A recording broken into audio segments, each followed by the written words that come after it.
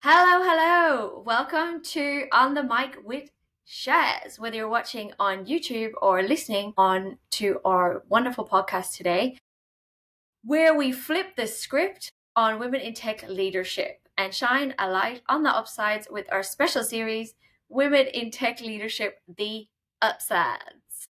I'm your host, Sharon Daly. Please call me Shaz. It's Sharon when I'm in trouble.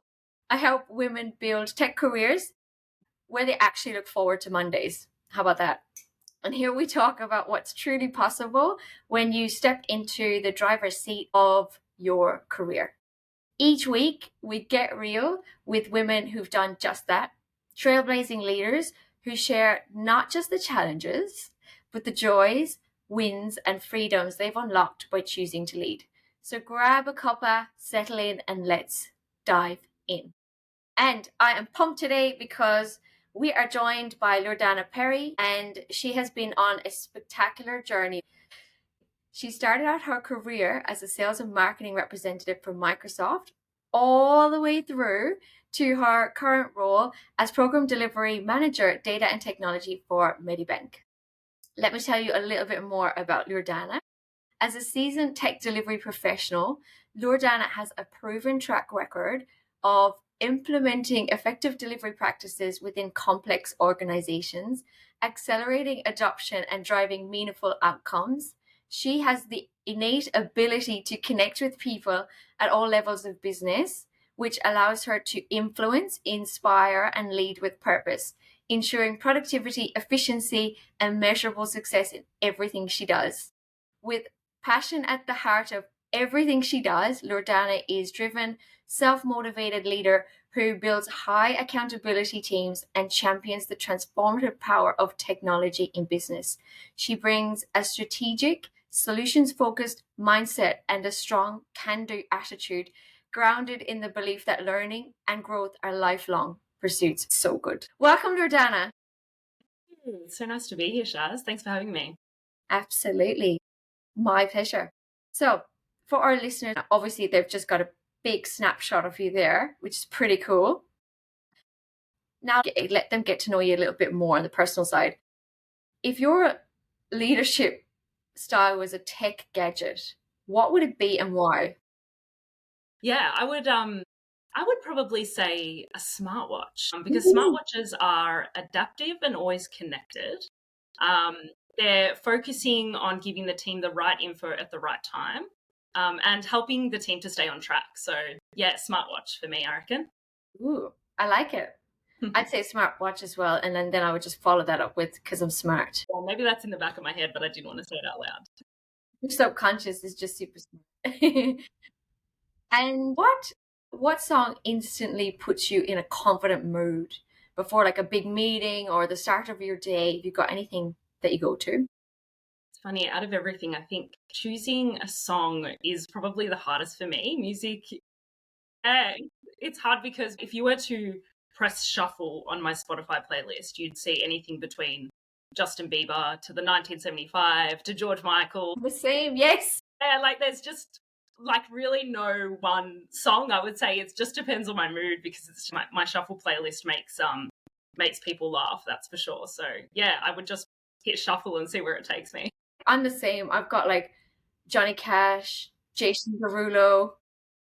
I would say mine actually would be Shaggy's one. I think it's Prince Midas, I think he sings it with. It's called Hope. Oh yeah. Yes, and every time Two of Shaggy's one hit wonders or two hit wonders, you should say. I've never actually heard of that one. yeah, Hope. It popped up one day and I put it into my I've called a playlist Holiday Vibes. The Holiday Vibes is the one I go to when I'm feeling a bit like oh, Yeah. and that's the one that lifts me up. No. So let's get into it then of your leadership journey. What was it that kind of set you off on your leadership journey? Was there like an aha moment you thought, yep, this is for me?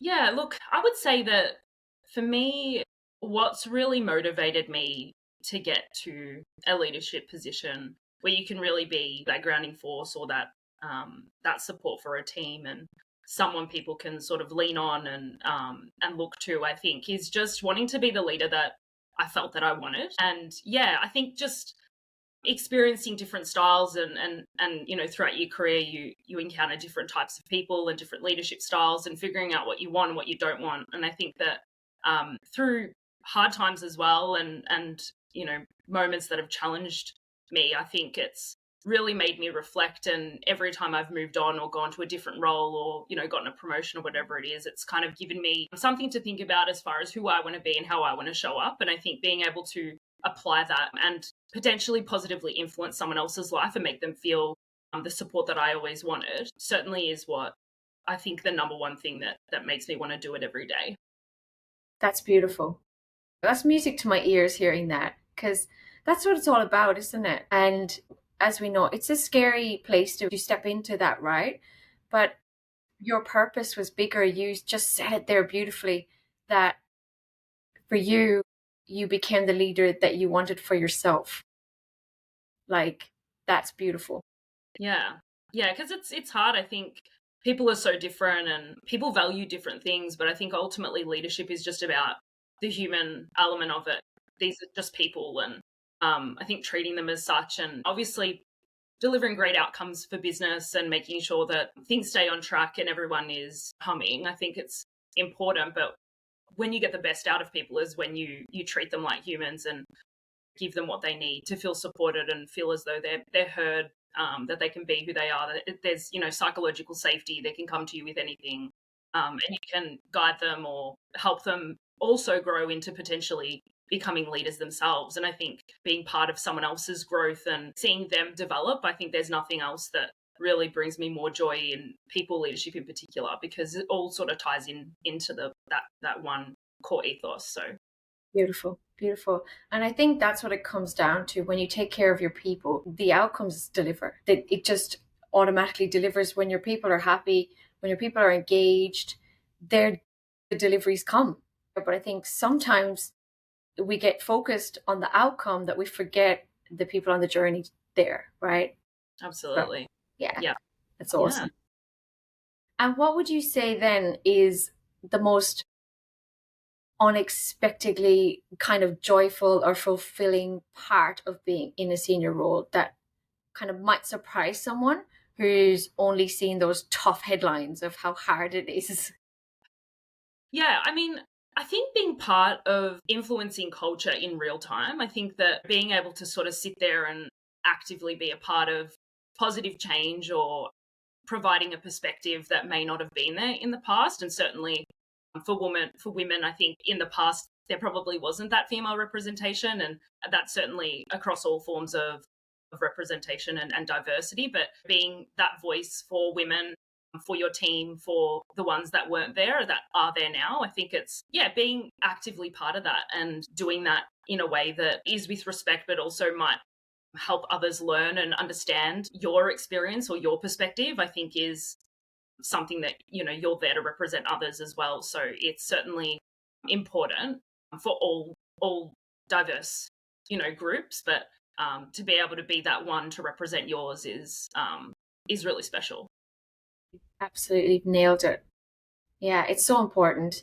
And that's why I think that's why I'm on the mission I'm on, is for more of us women to go into leadership roles, because we'll have that domino effect across the business from the inside, right?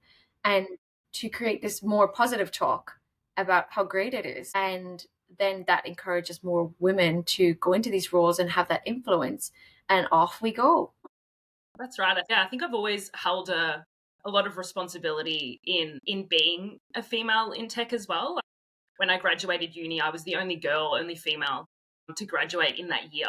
So I think that has always held a really profound sort of impact on me, in the sense that's kind of given me a drive to go, well, I want to prove that women can be there. And yeah, it's hard, and it's definitely not been a straight and easy road. And there's certainly been challenges, but yeah, it's one of those things where you can be part of something that is positive and is needed in the world, particularly in such a tech-focused, tech-driven world that we live in now. It's so important to have diversity, to have women at the table. I've always held a lot of responsibility with that, and I really hope that I can inspire and bring other women up as well to want to actually be in the space. yeah, the hard stuff's going to be there, but isn't that with everything? Yeah. And I think we can eliminate that whole thing where we have to keep saying, I'm the only female, I'm the only woman in this tech team, the only graduate. I've been to events where people are saying it's going to be 180 years before we change this. It won't be in my lifetime. I'm here to tell you it will be in my lifetime. It will Totally. be in your lifetime, Loredana, that the change is coming and it will take effect now. And it starts with us. And it's already happening. It's I'm seeing it happen in real time, really.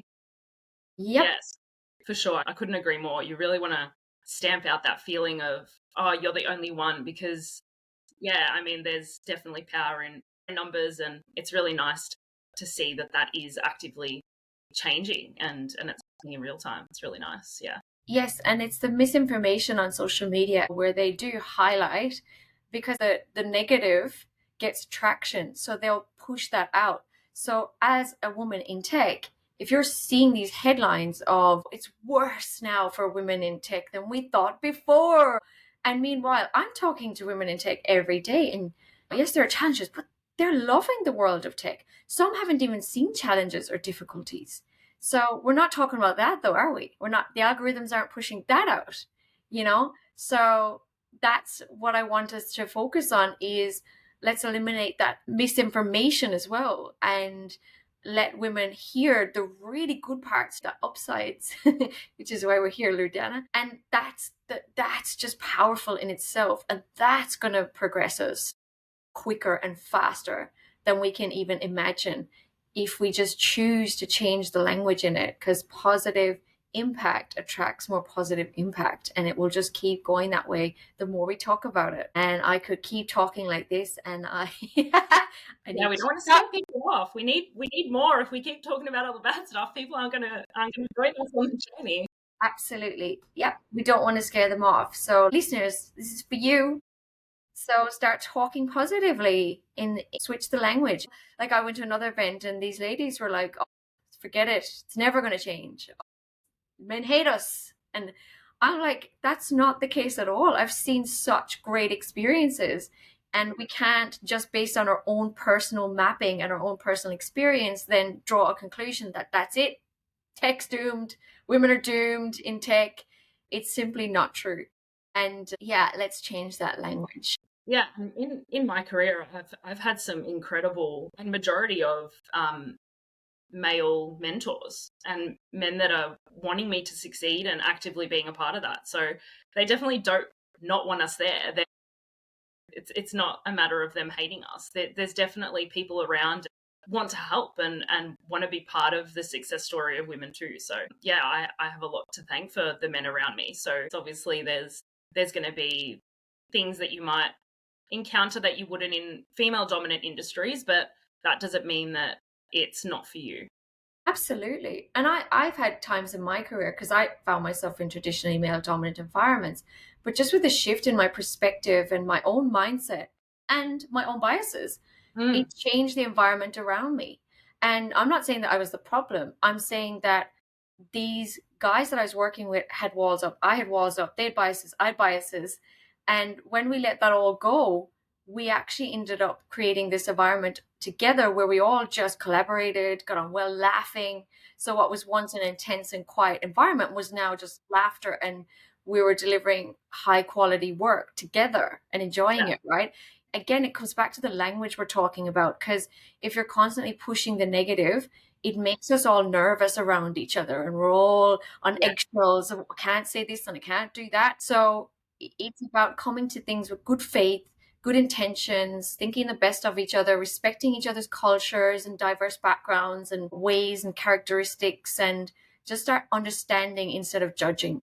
yeah. And I think it comes back to your question about what's a hidden benefit, or what's something that is beneficial of being a leader in tech and being a Yeah. tech is you know these people around you may not even know what they're saying is maybe taken the wrong way or is offensive, or isn't something that they should feel or think. And if we're not there to sort of help educate in a respectful way and in a way where we're talking to each other, we're not combative. We're trying to like have a healthy conversation for the sake of the greater good. So who else is going to do it? Because we come with that unique perspective, and yeah, like you said, you want to see the best in people, and assume that they're not doing anything maliciously. That sometimes it's Exactly.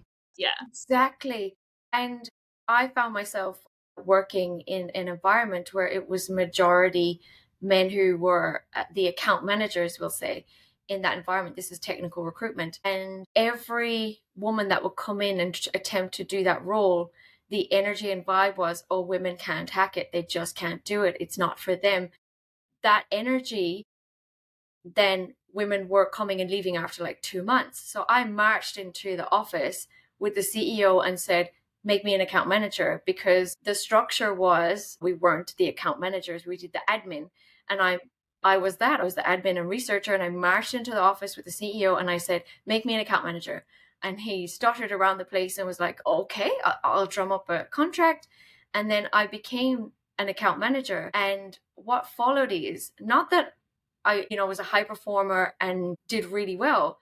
That's great and all. What followed was when I sat down with these guys and I simply said to them, if the majority of you turned on one of you and had the energy of, you would never succeed at this, you just can't hack it, you're not built for this, how long do you think you would last with that energy? No one has to say anything. You just feel the energy of it. How long do you think you would last? They were all quiet and just sat there looking at me and went, I never looked at it that way, right? yeah. So they were never malicious. And all of a sudden, walls came down. They were looking at me differently. I was looking at them differently. And suddenly we had this great environment where it all dropped. The biases were dropped. The walls were dropped. And then more women followed. And it was a great balance of men and women working together, having a great time. So that's the domino effect that you can have. Absolutely. That's great. I love that, Shaz. Trailblazer. It's powerful stuff. And I think because when you do it once and see what happens, because it's scary, that's like I had a lump in my throat, my heart was racing.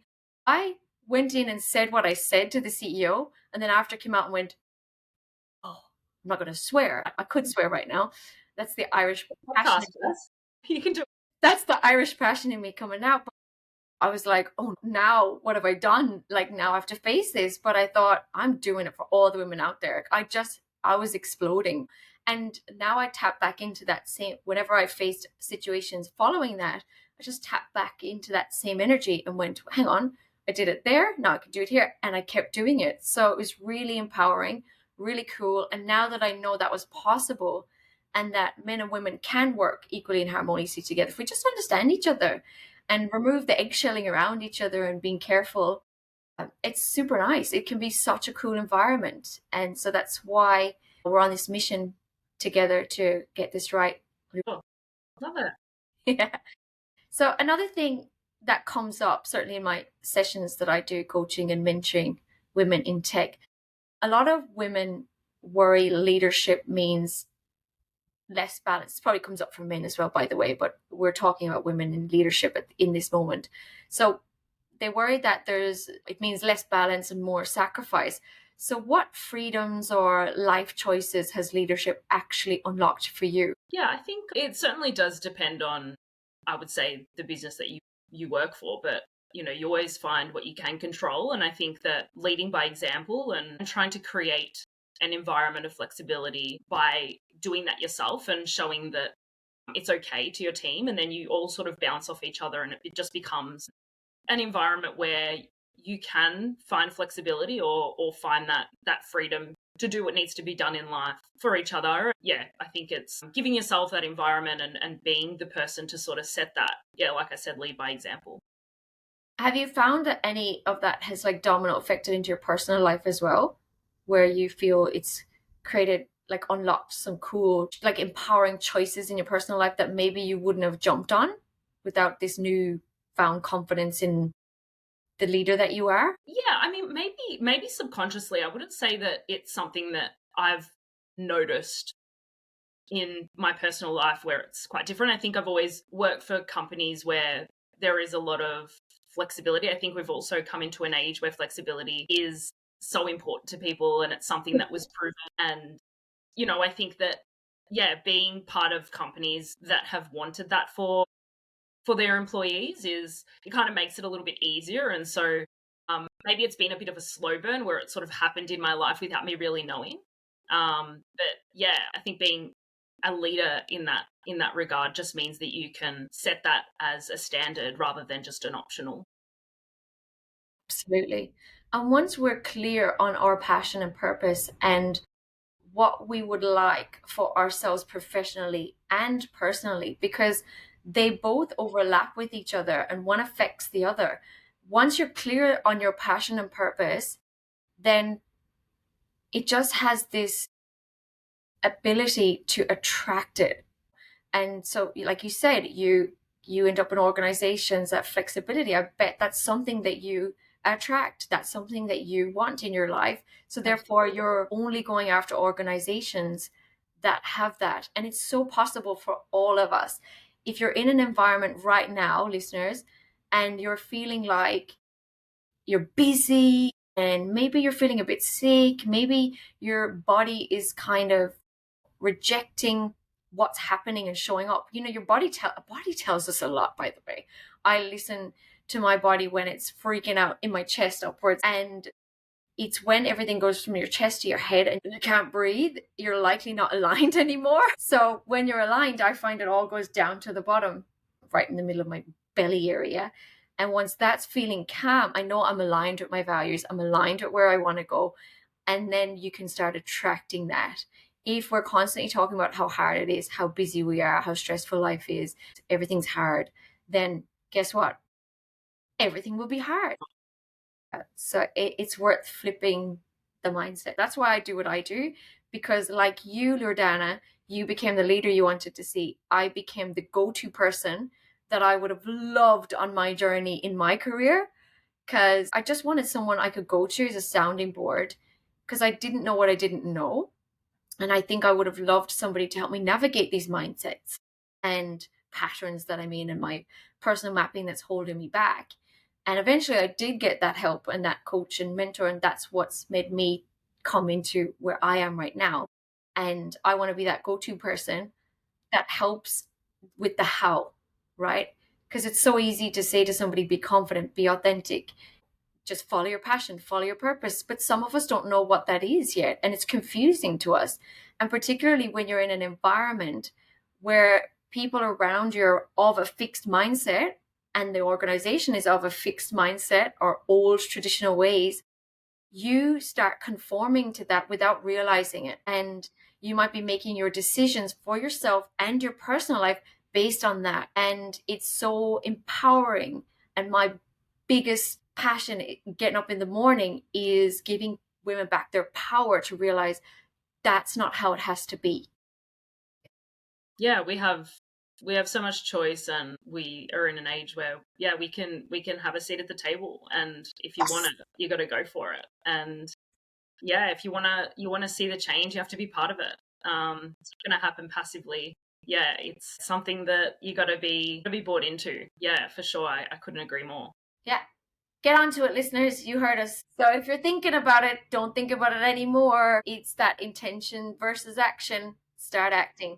What's one baby step you're going to do this week, listeners, that's going to guide you on this journey, right? That's what you have to be thinking about right now. That's your challenge. Yeah. Don't be a goner, be a doer. Woo! Yeah. Woo! My dad said. Ooh, she went there. Oh, that was good. Yeah. Oh, yeah. My dad. Shout out to Dad. Shout out to Dad. This episode is dedicated to Loredana's dad, everybody. I better say my mum as well, or she'll feel left out. So we'll say it for both of them. This is for your mom and dad. Yay! Mom and Dad Perri, this is for you. So talk to me. Has there ever been a challenge that, looking back, actually led to one of the best parts of your career? Yeah, I've thought sort of long and hard about this one. And I wouldn't say that there's one moment. I think it's been a culmination of moments, and it's I think along the journey, it's been consistently looking back and seeing where I was and where I am now. And I think there's been a lot of moments where I've trusted my gut and gone, this isn't right, or this is something that I want. or I'm in an environment where it no longer serves me, or I'm not somewhere where I feel I'm growing anymore, and being able to like make that call to go, okay, it's time to switch. I think people often sort of sit in environments or, around scenarios that just don't serve them any longer. And I love what you were saying before, Shaz, about feeling it in your body. And I think that it does show up, and it shows up in the way that you feel about yourself, the way you're speaking about yourself to yourself or to others.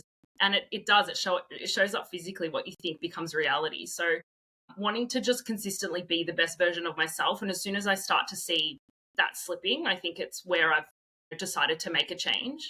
And so I think where I am today, I look back and reflect on how I got here. And it was the sort of culmination of many things, of many moments that probably seemed small at the time, or maybe they were big. It's sort of a bit of a mixture of both that allowed me to become the person that I am today, who does feel confident to step into a leadership role and does back herself and does feel able to sit at the table and represent other women in a way that, like I said before, that I wanted in my early years of my career as well. So yeah, I would say it's not one thing, it's many, and just consistently looking back and reflecting on that and feeling like the butterfly effect is real. Yeah. That's awesome. That's really powerful. I love that self-reflection. And there's no guidebook to this. It's once you make the choice, you have to trust that you've made this choice based on your passion, your purpose, what's guiding you this direction. I like to say that what's happened to me is I had no guidebook to my journey. But when I made the choice based on my passion, purpose, that's what I follow every single time, no matter what the challenge is. The safety nets came out, the stepping stones came out for me, and I had to trust. Now, am I perfect? No, I had meltdowns. I was super impatient. I was like, this is taking too long. What's going on? And then I realized just stick to my passion, my purpose, stay aligned with my values, stay aligned with the journey I'm on, even though it's scary. But I'm doing this because it's bigger than me. It's bigger than my fears. It's bigger than my meltdowns. It's bigger than my impatience. It's bigger than I'm shy and introverted, like massively. There was once upon a time I wouldn't walk across the office to the printer. I was so terrified, insanely crippled with fear. This journey is bigger than all of my fears, and that is why I do what I do. I swallow all of the fear and how scary it is, and I trust what's coming, and somehow it is just working out. So I trust in it, I believe in it, and somehow as humans, that's the hardest part for us, to trust it and believe in it, because uncertainty and overwhelm and the fear of the unknown creep in, and Yeah. some people don't come to the other side and realize what's on that other side. It's so beautiful. On the other side of that uncertainty, on the other side of that uncomfort, is something empowering and beautiful. And your journey is an example of that, Loredana. Yeah. It's, I think, finding the silver linings in everything. And I love what you said about trusting your decisions in your life and the choices you make, and just knowing that as long as you're doing it with the right intention, just knowing that you'll get something out of it regardless, whether it's growth, whether it's a great, career opportunity, even if it's just that you connect with someone, that you network with someone and find a great mentor along the way. There's lots of little things that make it great. And I think, yeah, being able to recognize that and not only just valuing the big things in your career, like the promotion or the pay rise or whatever it is, it's the stuff along the way that shapes you to be the person that you essentially want to be and the leader you want to be. Yeah, I have those moments all the time where I go, I wouldn't have done that, or I wouldn't have been able to show up into that challenge or deal with that situation if I hadn't gone through that thing 3 years ago. So it's that constant self-reflection and trust and knowing that there's a silver lining in everything. Absolutely. And this is why I chose to be a career and personal development coach for women in tech leadership, because each helps the other, right? Cool. And it's that journey, because when we go into this autopilot mode, right? Because me and you have done our journey based on self-reflection and paying attention to the little details. Even every day, I think about the coffee I have, I love having my little coffee in the morning, a simple thing, or a walk along the beach with my dog, with my husband.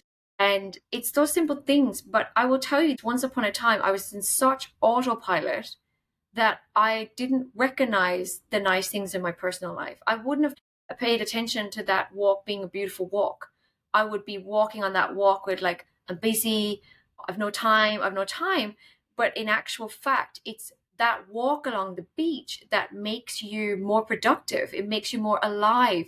It makes you more appreciative. And it's not just doing that act of your walk or having your coffee, it's being grateful for it.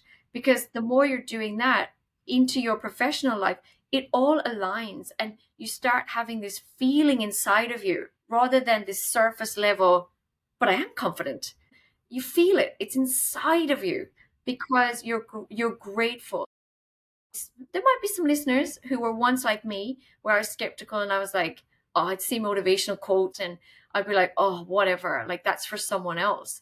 And now I'm like, oh, it's so true. These quotes pop up for a reason because it's coming from people where they've recognized the autopilot, the the negative self-talk.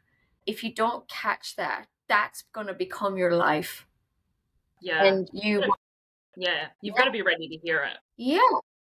You've got to want that for yourself. It's so easy for people to sit in that, in that feeling of doom and gloom and poor me and what's so hard in life. But yeah, it's modern mindfulness, I think it's called. It's Ooh, yeah. recognizing that there are good things in the little stuff as well. Modern Right. mindfulness. Mm, Boom. yeah.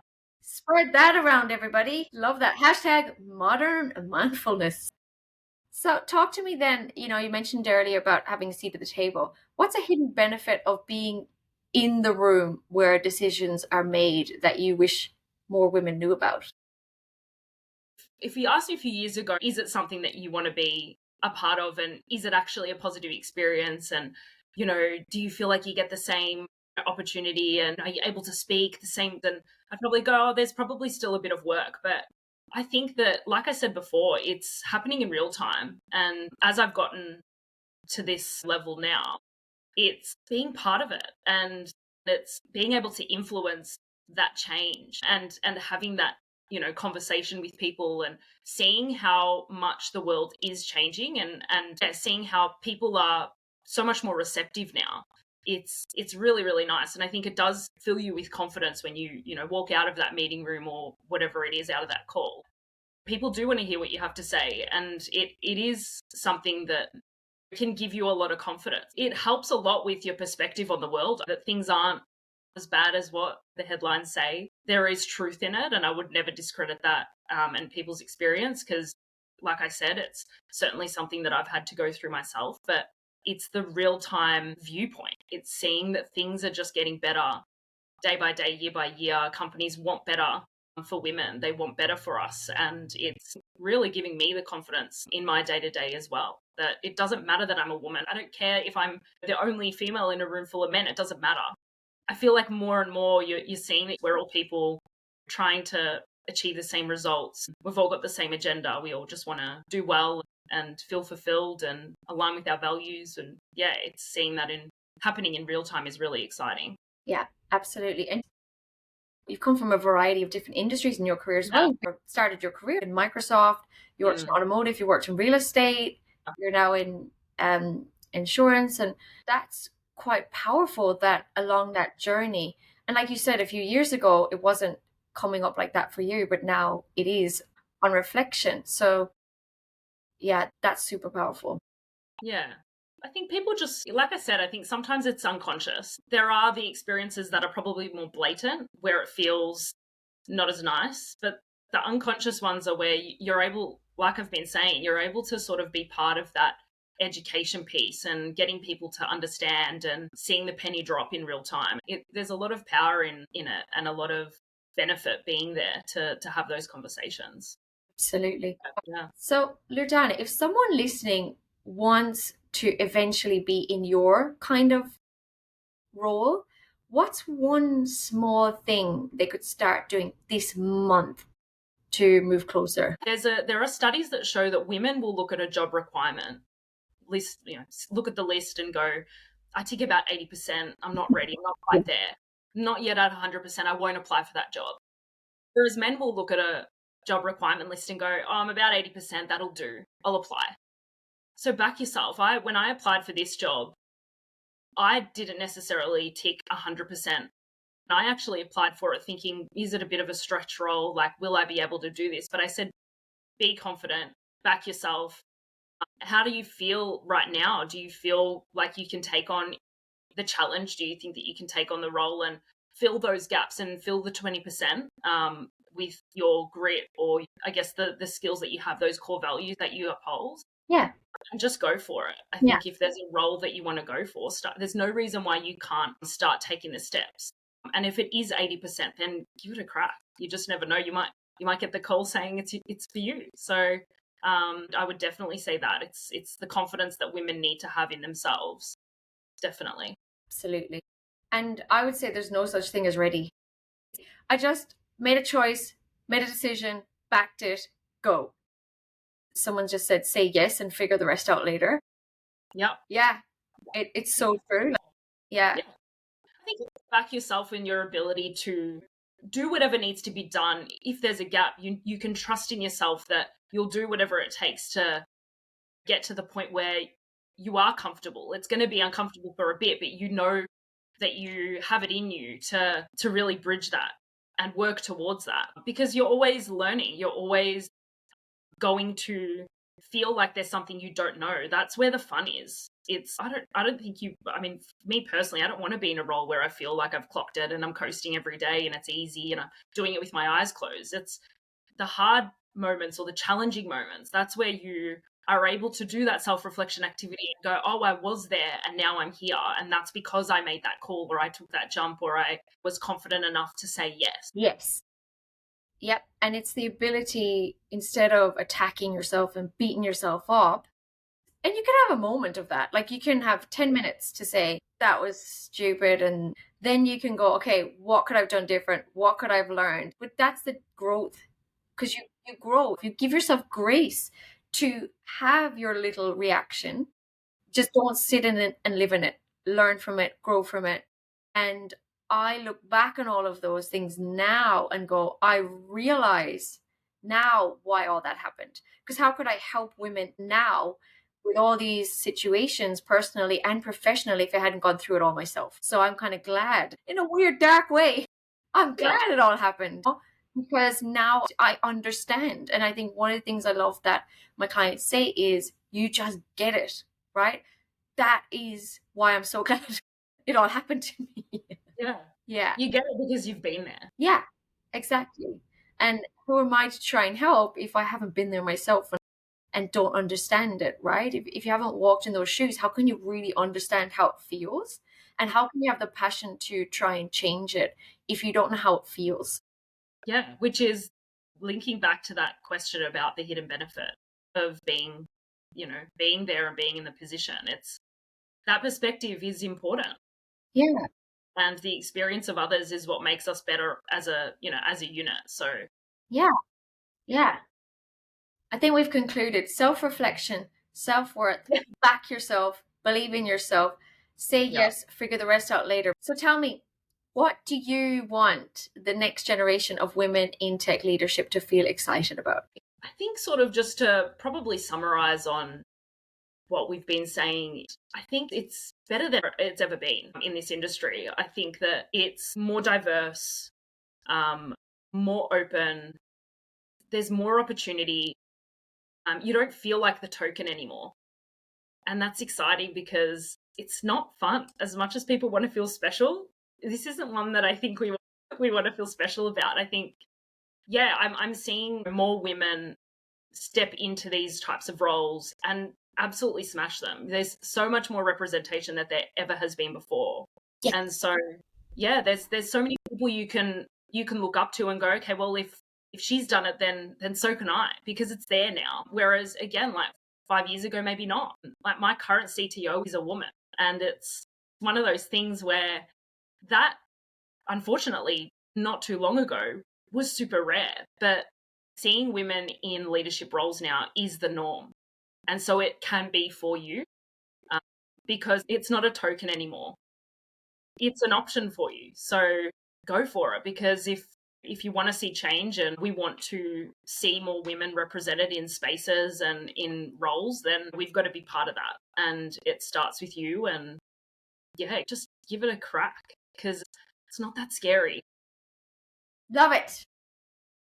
Wowza, Loredana, we're here on a Saturday and I feel like my weekend is made. I've got to ride this wave until Monday. Well, it's been wonderful to have you. Thank you so much, Loredana, for sharing not just the challenges, but the reasons it's all worth it, the growth, the impact, and those unexpected joys. So thanks. Thanks, Shaz. It's been a pleasure. And for all of you listening, I hope this has helped you see just how many upsides there are when women like us step into leadership roles in tech. If this resonated, please share it with another woman in tech who needs to hear these stories. And don't forget to subscribe so you can catch the next episode. We've got more incredible stories lined up, and I can't wait to share their journeys with you too. Until next time, keep pushing for the change you want to see, and know you absolutely deserve a seat at the table. Love it. See you next Thanks, time. Shaz. See ya.